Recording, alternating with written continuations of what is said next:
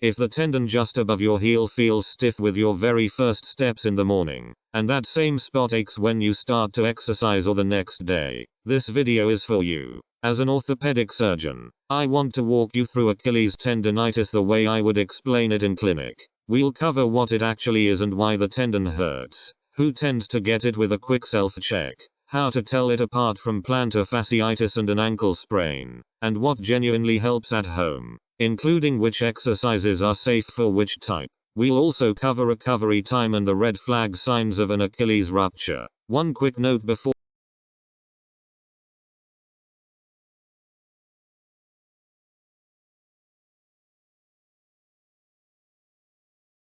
your Achilles is the largest and strongest tendon in your body. It connects your calf muscles to your heel bone and carries the force that lets you walk, run, and rise onto your toes. Achilles tendinitis is pain, inflammation, or degeneration in that tendon, and the most common cause is simple overuse. Repetitive micro-stress adds up into tiny tears, which is why so many people start a new running or hiking routine and end up with pain above the heel a couple of weeks later. Here's something important early on. Long-standing cases are usually closer to tendon degeneration than hot inflammation, so the goal isn't only to calm things down, it's to reduce the load and slowly rebuild the tendon.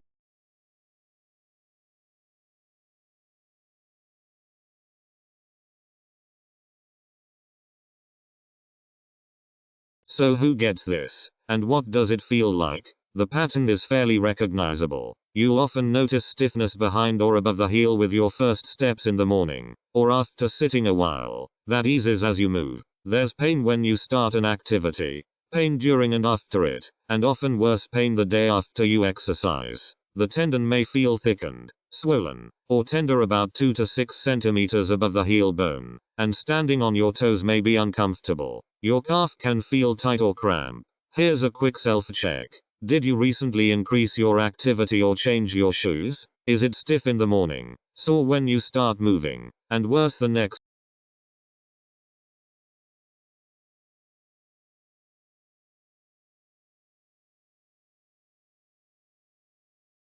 Not all foot pain is the same condition, and where it hurts is the easiest way to separate the three common ones.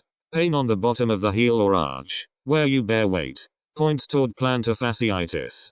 Pain in the tendon behind or above the heel points toward Achilles tendinitis, and outer ankle pain right after a twist points toward an ankle sprain. The clearest contrast with plantar fasciitis is how it responds to movement. Plantar fasciitis tends to ease as you walk and warm up, while Achilles pain tends to get worse during and after activity. With an ankle sprain you usually see swelling and bruising right after rolling the ankle. Now, these are trends, not hard rules, and conditions can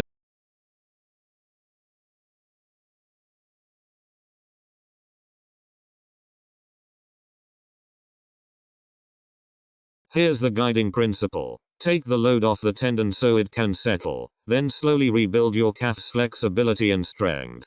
Rest is the foundation. Cut back the activities that trigger pain and switch to low-impact options like swimming or a stationary bike. And icing for up to 20 minutes can help if it's sore. A calf stretch against a wall, holding about 30 seconds, may ease the strain. Now the key point on exercises. Eccentric heel drops, where you lower your heel below a step, may help the mid-portion type, but they are not recommended for the insertional type, because lowering tugs right on the already sore attachment. So if you don't know which type you have, don't start.